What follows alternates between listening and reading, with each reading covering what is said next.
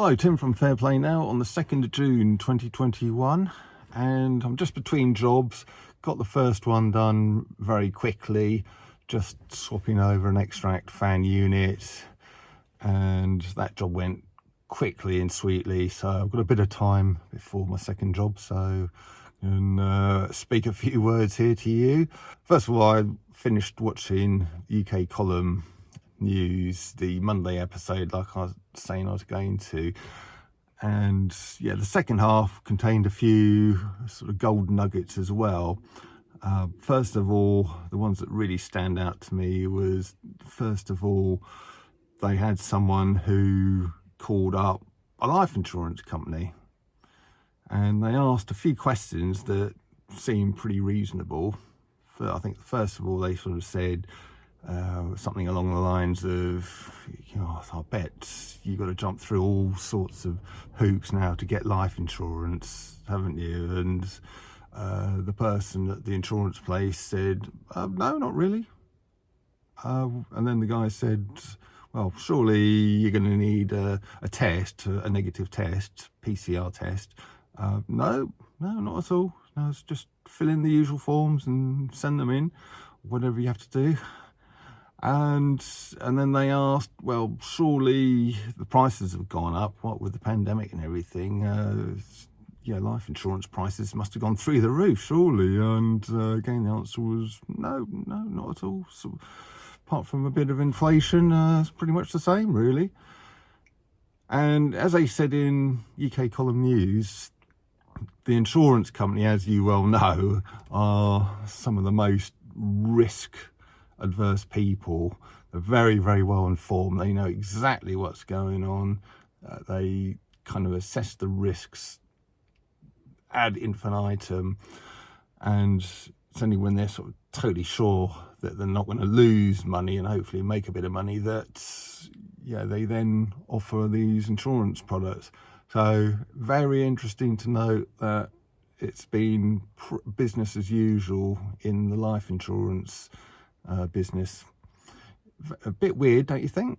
Yeah, they then talked about this rugby player, how he's been demonised by, well, I think it was some of a reporter in the Daily Mail, I think it was, maybe the Daily Express, and basically this rugby player, who's obviously a young fit bloke, he's assessed the risks and he's sort of decided that the jab isn't for him. And but this reporter was saying, well, you can predict how these people react, all brawn but no brains. This he was getting called and all this kind of thing. Yeah, how selfish can you be, etc., etc. Yeah, the usual mainstream media attacks on sort of people who don't want the jab, the refuseniks. Very, very sort of disgraceful. So yeah, that is the UK column news, so well worth watching that episode. I did try getting it on my website. It's not quite as simple as getting a YouTube video on there, so I'm still trying to get the link or get that sort of up and running on the site so that you can just go and use my site as a one-stop shop, as it were, to watch all these recommended videos.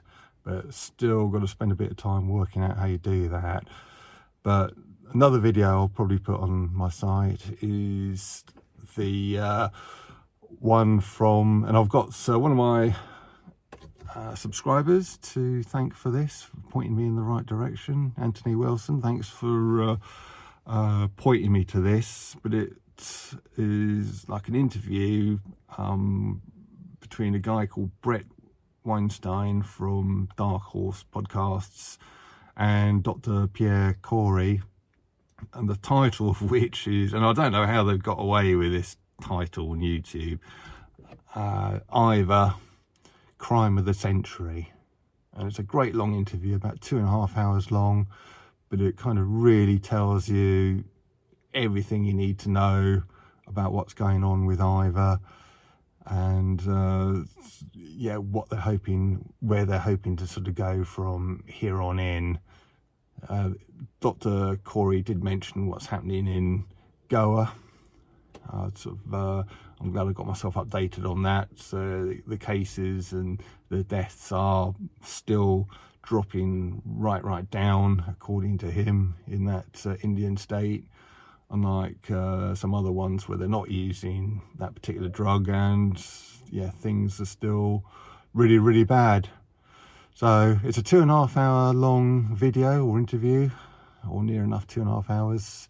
So well worth a watch though if you're into the whole Ivor thing, which I know quite a lot of my subscribers are. So I'm going to leave it there. Now it's sort of, the weather's really warming up here in the UK. It gets sort of pretty hot in this vehicle, you know, because I sort of have the engine off and the windows up just so the sound comes across nicely without any interruptions from outside. But I am starting to sweat here, so I'm going to open my windows and finish the video, but I'll most likely be back later on today with another update. Tim from Fair Play Now, thanks for watching.